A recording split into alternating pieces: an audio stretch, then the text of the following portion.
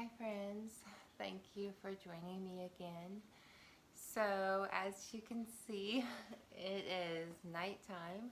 My babies are asleep and my husband just went to bed because we have kind of wonky schedules. My husband is definitely an early bird and I am definitely a night owl. So I wanted to take this opportunity with you to talk to you about some of the conversations that I have had with my children, specifically conversations I have had with my oldest daughter, who is an adult now. She is 22, soon to be 23. Crazy to wrap my head around. It really is, because to me, she's still like, it's my baby girl. But I see this beautiful, amazing, incredible woman standing before me. So, yeah. So, without further ado, I have compiled a list of conversations that my daughter, my eldest, and I have had. Now, mind you, this is not by any means a complete list. So, these are lessons I've taught and am teaching my kids. So some of these I'm working on with my little ones. Oh, the things you will say. Bodies and boundaries. Respect other people's and their own. So I plant seeds early on with my kids. So with my kids, I don't just go in and lift up their legs and change a diaper. I don't just give them hugs and kisses. I say things like, okay, mommy's going to lift up your legs now. I'm going to wipe your bottom. We're going to change your diaper. Is that okay? So things like that. Another thing I do is hugging and kissing, for instance. Yes, sure, I give my kids lots of hugs and kisses. But I also stop and I will ask, may mommy give you a hug? May I give you a kiss? Is that okay? And if my baby says no, I say something like, that's okay, honey. I respect your body and your boundaries, and you have the right to say no to kisses. So that puts in their head, my body belongs to me, and I make the choices for my body. And then that also translates into respecting other people and their bodies and their boundaries. So that goes into safe touch. Now that is another conversation that I have had with my eldest daughter. I will get more into like my feelings on the different conversations I've had, but that is one of those conversations for me. It was like, that was just such a hard one, because like, to explain that their innocence can be jeopardized, that is a very difficult conversation to have. Divorce and separation. Obviously, with my eldest daughter, I did have to explain divorce and separation to her, because her father and I are no longer together. We haven't been together in years, decades. But when we split, she was very young, and explaining that to her was difficult, but we got through it. Death. Oh, let me just tell you right now, that is an unavoidable conversation. Unless you have nobody around your children, no pets, no grandparents, no aunties, no uncles, no friends. That is a tough conversation, because we all believe in something different. So some of us might think that there's an afterlife. Some of us might think that, hey, this is it. You're one and done, buddy. Others might be like, okay, you get to come back. It's like mulligan, right? So explaining death, that was a tough one. Where do babies come from? Yeah, yeah, that's a conversation I've had. So I have 3 children, and obviously one of those 3 kids is going to ask me that question. Now, I am not the kind of parent, and nor is my husband, to say, well, babies come from the sky. A stork brings them down and puts them on the porch. It's kind of silly, right? For us, it's silly. So, for instance, with my son, he's almost 5. Again, crazy to wrap my head around how fast that went. But with my son, when we were expecting our youngest, I bought him books like I'm Going to Be a Big Brother, and I forget some of the others. But anyway, I bought him books. And the books showed things like a cartoon baby inside of the mommy, and then you got to like flip the pages, and then you would see the baby in the uterus, and then it would explain that the baby comes out of the birth canal, and that's how the baby comes into this world.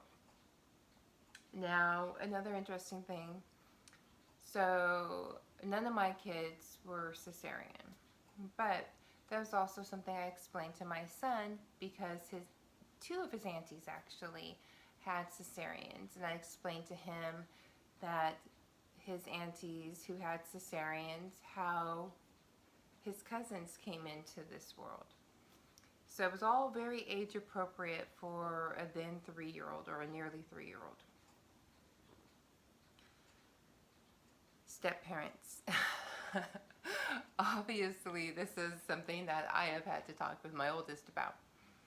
And it was your stepmommy does not replace your real mommy. Your stepmommy is just this wonderful complement to your mommy and your daddy, and co-parenting, and the whole, like, you need to respect her as not just your father's wife, but you need to respect her as a woman and as a mother, and this whole like love and acceptance sort of thing of somebody else being of permanence in her father's life. And of course, I've had to do that on my end as well, because obviously I am married. I have remarried. I have 2 more babies. So obviously this is a conversation I've had to have. Same-sex couples. You would think that this might possibly border on difficult conversations to have, but it was kind of one of those, like, okay, out there. But it really wasn't a difficult conversation, because my daughter was old enough to recognize boys and girls, and to have seen heterosexual relationships between mommy and between daddy, and between, like, after mommy and daddy split, who mommy and daddy were with. So she was able to see this, and of course with people around her. So it wasn't really a lot of explaining. It was just like accepting. Like, all right, cool. You have 2 daddies. Awesome. Do your daddies give you lollipops and candy? Because I like lollipops and candy. So that really wasn't difficult. Different religions. Different religions was actually a difficult conversation to have with my oldest, because there are so many different religions out there. And I don't know about you guys, but the way I was raised was, I was very open. Like, my mom and dad were never this is the ticky-tacky box that we all fit in, and this is the ticky-tacky box that we will all stay in. This is our ticky-tacky box. Instead, my parents were very open, and they were very accepting, and they allowed us and encouraged us to explore different religions. So the thing with my daughter, and this is something else I'm going to be doing with my little ones, the path to the mountain is full of different paths. It's not just one path. So you can get to the top of the mountain through this path, this path, this path, this path, right? So you can get to the top of the mountain through many ways. So spiritually, you can achieve a spiritual enlightenment within yourself through many different means, and there is not just one God. There's not just one religion. There's not just one be-all and end-all. So I would encourage my daughter. I would take her to festivals, and we would go and do things like, if the Buddhist temple had like an open to the public event, I took my daughter and we checked things out and we talked to people and we had just a great time. Adoption. Adoption is an interesting one because I don't remember how I had the conversation with her, but I had the conversation with her. And just explaining to her that sometimes a child is not given up because you don't want that child. Sometimes quite the contrary. Like, you want to raise that baby and you want to be a parent, but there are so many reasons why you know that is not the right choice. So you give that child up in hopes that somebody's going to come along and swoop up that baby and give that baby a really wonderful life that you are not able to do. Foster children. Fun fact, I used to work with a foster care agency. True story. Now,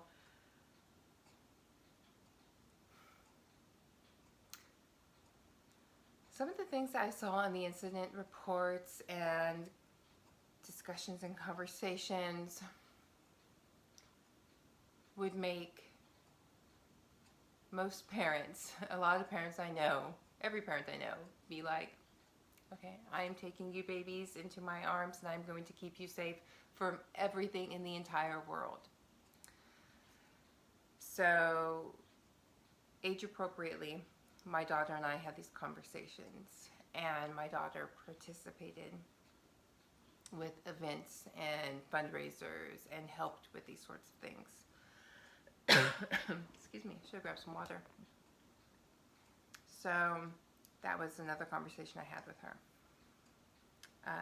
And also my experience with foster kids. I personally have never been a foster mother, and I could tell you right now, the first kid that came into my house, that would be it. It would be like, okay, every other child, you, anybody else, you're staying, I'm your mommy now. Like, I would have such a hard time letting a child go out of my home. But I did know foster kids, and I did talk to foster kids, and there was this, like, there were quite a few years during my teen years where I was around and chose to surround myself with the misfit kids because I loved the misfit kids. They were pretty awesome. So I was able to talk to my daughter about my experiences. Now, being in an interracial relationship and how you may experience intolerance and racism. I don't know if you could tell by looking at me. I'm mixed race. So I have been called the N-word. I have been called a sand N-word. I have been asked very innocently, what are you? As well as very condescendingly, what are you? So it's very different. Now, obviously by my last name, I am half Japanese. Now, what does that mean? Okay, Well, that means that I have a Japanese father and I have a Caucasian mixed ethnic mom. And my mom is mostly Caucasian. Or, I'm sorry, was. Uh, so, my parents had a lot of just BS from both sides, because a Japanese man should be with a Japanese woman and a Caucasian woman should be with a Caucasian man, and that is just how it was supposed to be back in the day. And of course my parents were like, whatever, we love each other, who cares. Now, when my oldest got into her first relationship, she was in high school, and it was with somebody who was in like a grade or two above hers, and a little Hispanic boy. And I say little, but not in like the condescending tone, because like, and I guess like I'm at the age where everybody's a kid to me now. Like, I am that old. I'm that many years old. So anyway, I had the conversation with her about her and her then boyfriend, that you may care deeply about each other, but that doesn't mean that other people are going to look at you and your relationship and accept it. And you're going to have to hold your head high, and you're going to have to stand up for yourselves. And that was a conversation between my eldest and I, and that was kind of not a hard conversation for me necessarily, but that was a conversation for me that was like, it, for some reason, it resonated with me so deeply. And I think a lot of it came from me being told by parents that I could not date their sons because of how I look. Absurd. Like, it was just so stupid. But I've had to deal with that. Another thing was premarital sex and birth control. Let me just tell you how uncomfortable that conversation was. So, talking about sex with my daughter and birth control, that was like, I'm not encouraging you to have sex, but I am saying that if it happens. So that was an interesting conversation.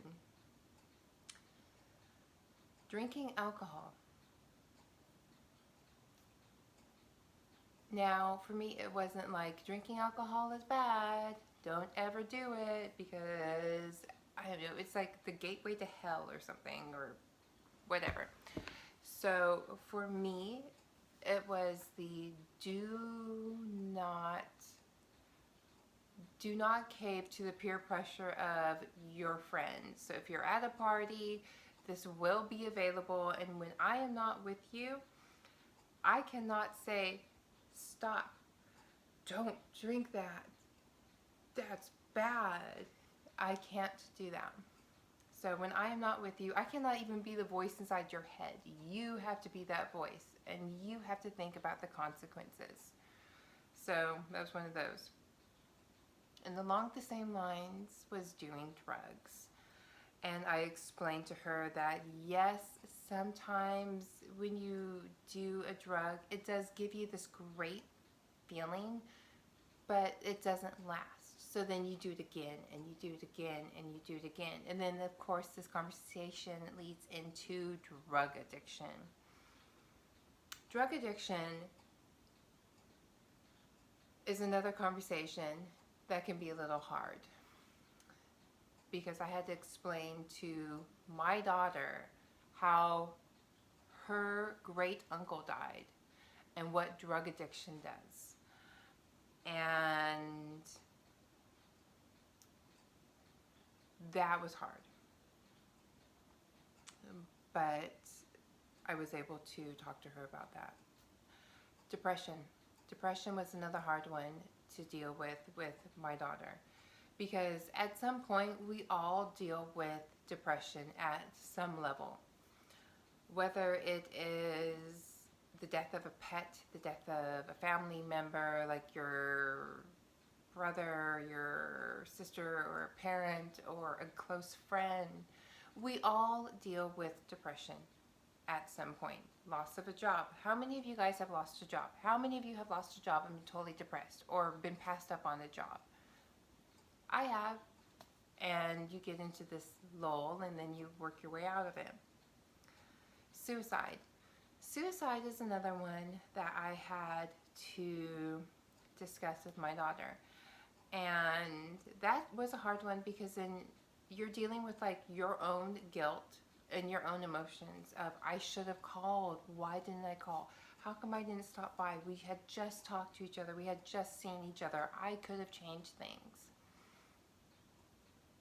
That was a conversation I had to have, and that was a hard conversation. But we got through it. Safe and healthy intimate relationships and domestic violence.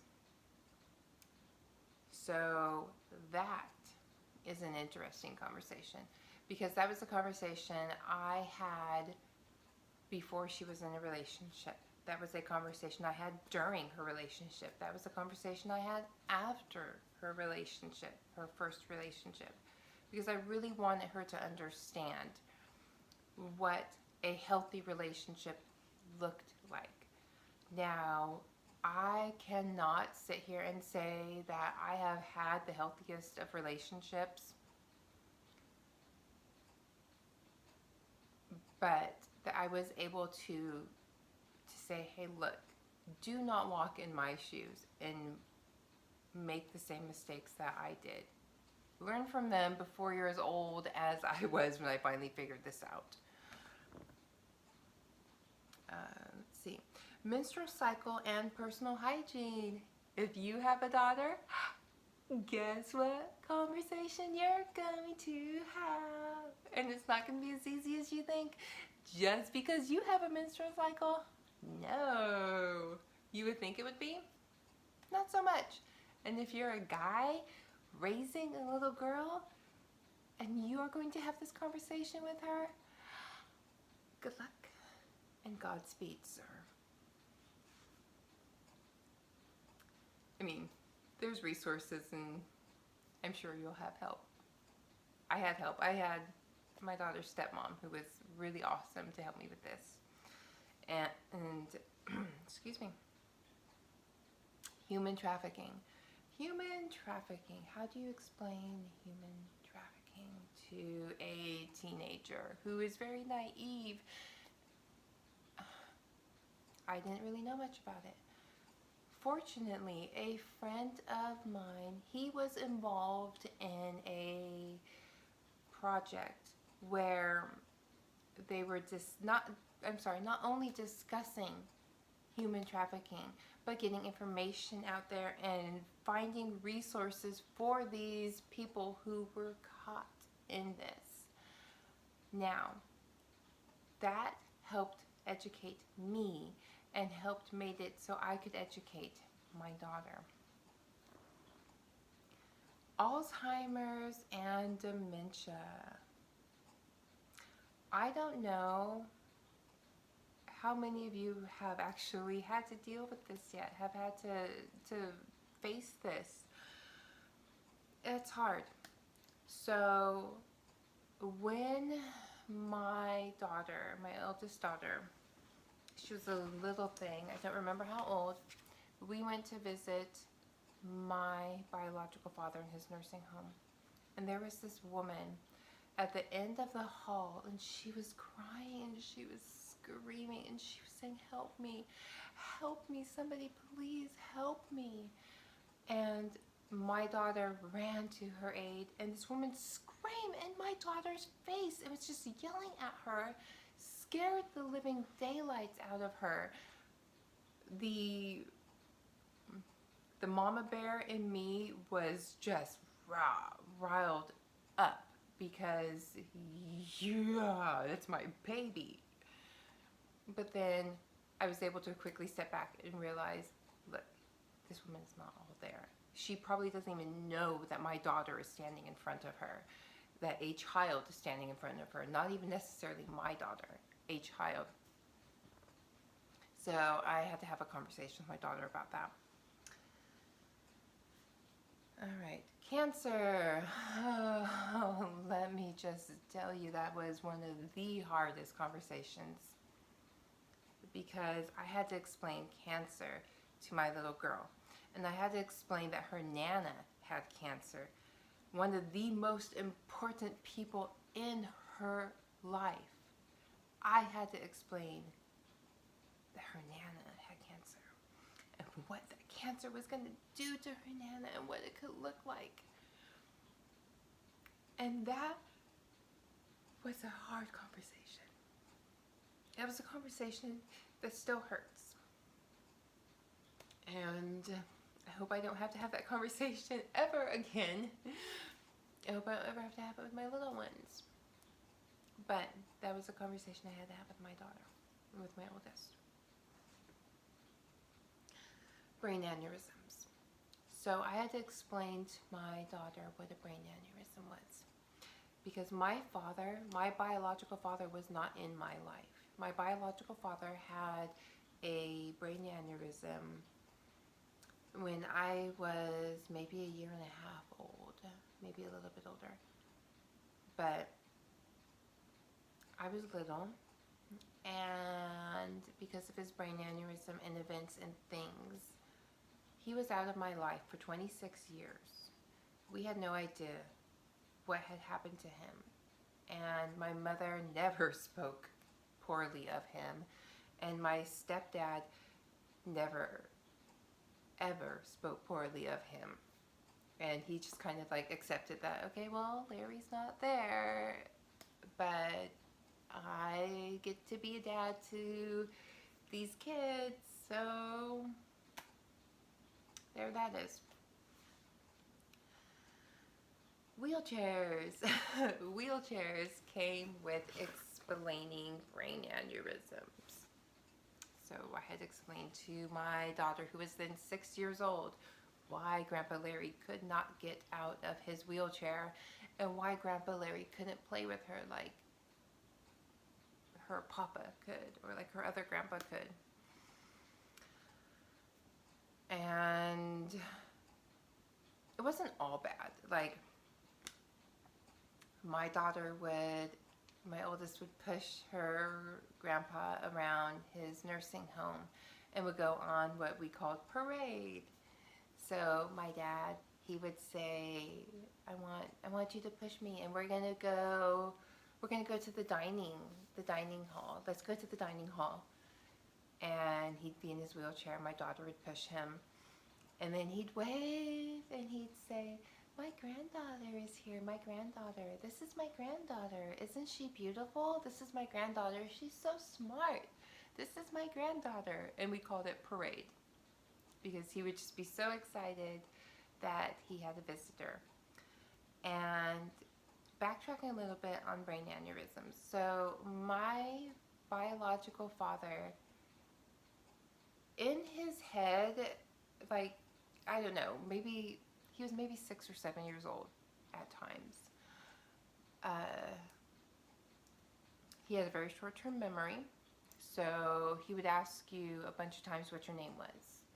And very rarely did he ever remember somebody the first time. And very rarely did he ever remember details about somebody. But when he did, and he was like a steel trap. Autism. Autism is another conversation that I had to have with my oldest daughter because one of my nephews was diagnosed. I don't remember how old he was, but he was an older child at that point, like older toddler, I should say older toddler. And explaining at that point when we really didn't know a lot about it, and we really didn't have like resources literally at our fingertips. So explaining that to my oldest daughter, that her cousin was in the spectrum and what that meant. That was an interesting one. And then my daughter became like, I'm your guardian. I'm your bouncer. So we would go to the park. And most kids, they go to the park, they run, they play, they interact. My daughter, she would stand there and she would lean up against the playground equipment and she would watch what the other kids were doing, and she would make sure that they were nice to her cousin, that they gave him turns, and that they weren't pushy with him. So she was like, she was posted. Eating disorders and body dysmorphia. That is not something that my daughter personally dealt with, nor is it really something that I personally dealt with. I have my own body issues. I think most of us do. But once my daughter got into the upper grades of school, so much changed. So much opened up. It was like elementary school was this safe little bubble, and then junior high and high school hit, and it was like pop. So there were conversations that she and I had to have. Teenage parenting. Teenage parenting, let me tell you about teenage parenting.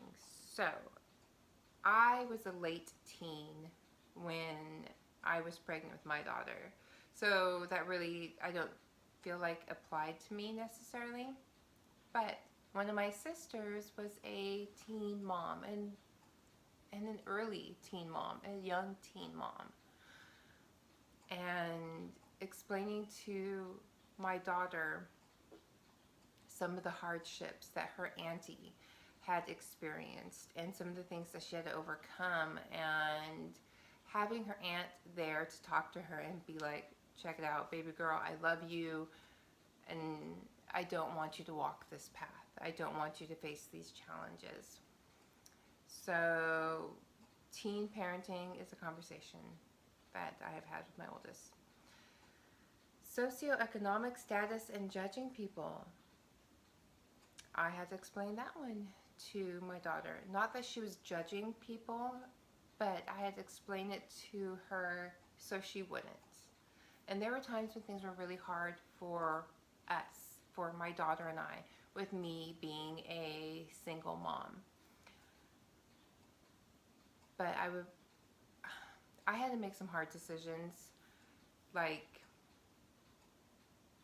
it was just really hard because there were times when I could cover rent and bills and our food budget was really tight. But I was able to share stories with my daughter about how I grew up and about how, yes, I grew up very poor. I grew up having my parents go to the food closet to feed us. I had times where I can recall my dad and my mom having these really tough conversations, and my father being laid off and sitting on the board. My father was union, and waiting for a job. And I was able to tell my daughter a story that I know my younger siblings don't recall because they were so little. But I recall a time when my dad was out of work. He was in between jobs. And I think my mom was working at Fabricland or something like that. She was working a minimum wage job. I don't remember if my parents had to sell the car that we had at that point so that way they could make bills on rent, or what had happened. But it was Christmas time. We were not going to have a Christmas. And I think it just would have been any other day of the year for us kids. I don't know if we would have even noticed. But one of my dad's union buddies said, hey, he's got a family. He's got little kids. The little ones deserve to have a Christmas. So that year, they bought our Christmas tree, they bought us Christmas gifts, and a lovely Christmas dinner. I remember that. my heart is always going to remember them because that was such a kind and generous act. So I talked to my daughter about that, and I said, you cannot judge somebody based on how much money they have, honey, because somebody could have a lot more money than us, and somebody could have a lot less money than us, and that doesn't make you any better or worse than anybody else. So conversations like that, and how different socioeconomic statuses can affect somebody's life, either through opportunities or not having opportunities. Okay, social media and what's potentially out there. Yeah. So my daughter, she was the generation where they really started using computers to help teach kids. And teachers were like, hey, cool, we could put these lessons together and they're on the computer. Wonderful, fantastic. Now, my daughter didn't always use her personal computer to do all of her lessons. Sometimes she kind of poked around and played games and such on the computer. Now, we had to have the conversation. We, as in her father and I and her stepmother, we had to have the conversation with her about that little girl on the other end of the computer might not be a little girl on the other end of the computer, honey. And that was an interesting one because my daughter was so adamant that that's what that was. And we would say, did you see a picture? Does that even matter? Did you video this person? Like, really, how do you know? So that was a whole another conversation. Self-accountability. Self-accountability, my daughter really didn't have much of a problem with that per se. Like every kid, I think, has a little something with that. But that is one of the conversations I had to have. Humility. So my oldest was always getting some sort of a reward for something or an award. So she had great attendance. She was very helpful in school. She did very well in school, and she's in university now, and she still does very well. But she was always making some list, honor roll, dean's list, whatever. She was always getting something, and I didn't want to like minimalize that and be like, don't brag about it, because that was a great achievement. She worked really hard, and sometimes she would drop down in her grades, and then she would be worried that she wasn't going to make honor roll. And this was all her. This was her pressuring herself. So I, of course, would encourage her, and I, of course, would be like, I'm so proud of you. You did it. But then she had to humble herself and just be like, yeah, I did it. That's okay. Not that, I mean, it's a big deal, but it's not that big of a deal, because not everybody was able to get to honor roll or dean's list or president's list or whatever it was. Now, earlier on, I said that I was going to talk to you about some of the more difficult conversations. Racism. Racism for me was not as difficult of a conversation as I think it might be for some parents. And here's why.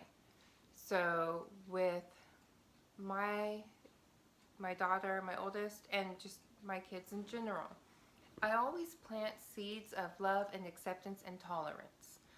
And that's through what they watch. It's through what I read to them, what they read to themselves. It's through the toys that they play with and the people that they are around in our supporting community. So racism was not a difficult conversation. It was more of a an empowering conversation. Like, you have the ability to be the change for the future. You have the ability to make a difference and